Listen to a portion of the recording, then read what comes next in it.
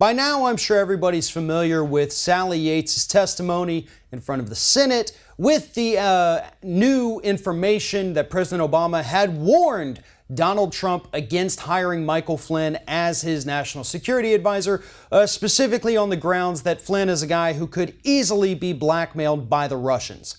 Now, I tell you all of that because Sean Spicer, White House press secretary yesterday, told the press pool exactly how this whole Michael Flynn debacle even began. Take a look. It's a longer clip, but you need to watch it all.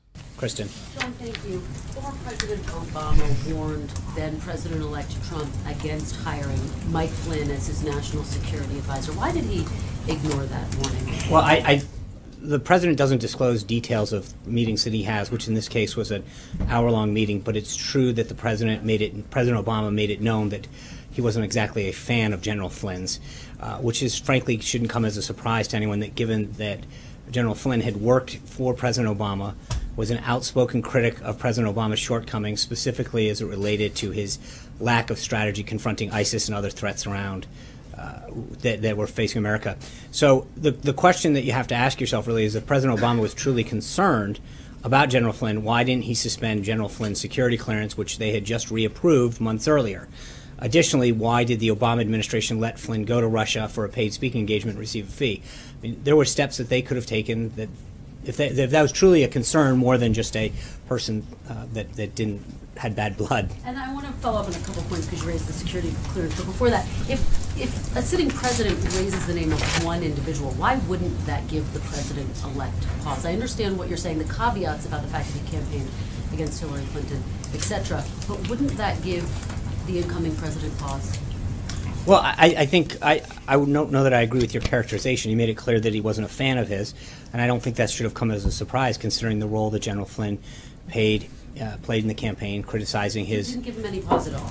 No, I think if you know what we knew at the time, which is that the security clearance that he had been reapproved in April of that year, and they took, not only did they reapprove it, but then they took no steps to suspend it. So the question has to be, what did they do if they had real concerns beyond just not having, not liking him for some of the comments that he made? It's our understanding, and if you could clarify this, did Mike Flynn not need upgraded security clearance in order to serve as the national security advisor? Oh, he'd been head of the Defense Intelligence Agency. That's the same. You vetted him as well, correct? That's the same clearance that the security clearance. We went over this a while ago. It's the same clearance at any level. Once you get it, you get it. For the time that you had, he had his reinvestigation in April of 2016, and the Obama administration took no steps. Not only did they reaffirm that security clearance, they took no steps to suspend it or take any other action.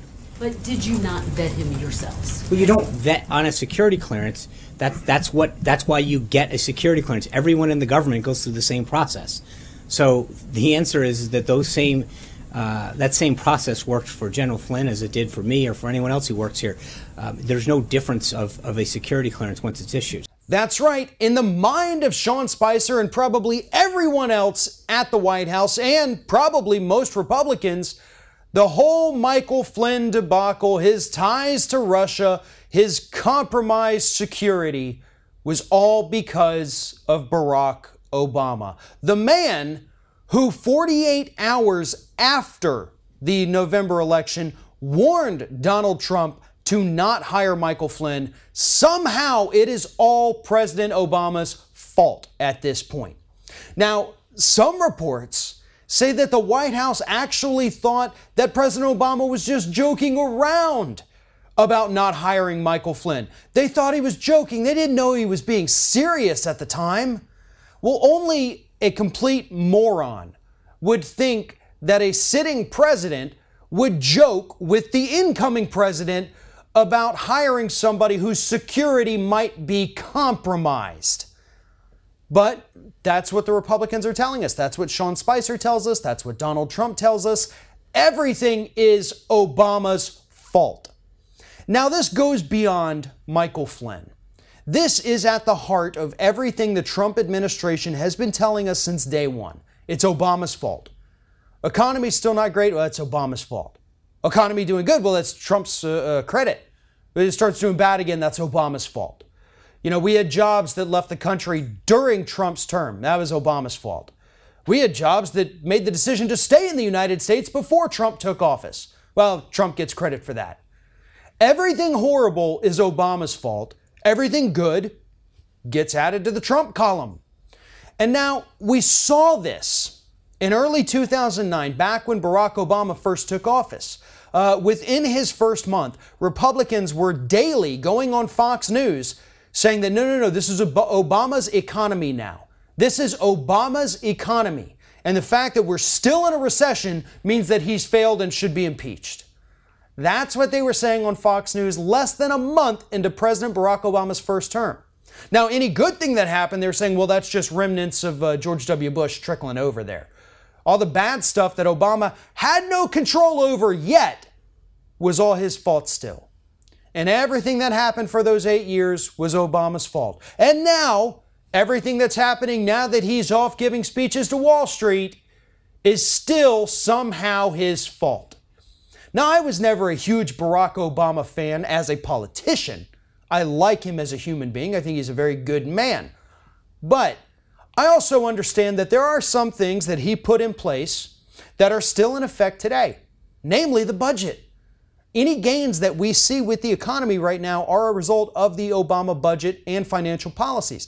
Trump doesn't get to make one of those till about September, October. That's when his goes into effect, and that's when this truly becomes the Trump economy. But Donald Trump cannot take credit for creating jobs right now. He can't take credit for any economic upturns. Those are Obama's gains. But something as silly as this Michael Flynn sideshow, that's all on you, Trump. You were warned several times by several people.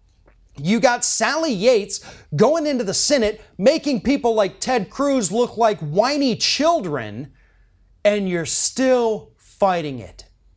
There's going to come a time when the Trump administration is going to have to accept some responsibility for some of the horrible things that this administration has already done.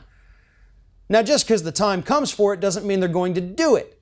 Eventually, we may see someone from the administration, probably someone we haven't really heard from yet, take the blame for something. But I guarantee you it's not going to be Trump. It won't be Spicer. It won't be Kellyanne Conway. It'll be a fall guy. And then everybody will blame that guy or that woman for whatever horrible things the administration has done. Because God knows Donald Trump will never take the blame for being a piece of crap. If you like this video, make sure that you like, comment, and share, and most importantly, subscribe to our YouTube channel. And if you want to help support Ring of Fire, go to patreon.com/TheRingOfFire, become a monthly patron to help support independent progressive media.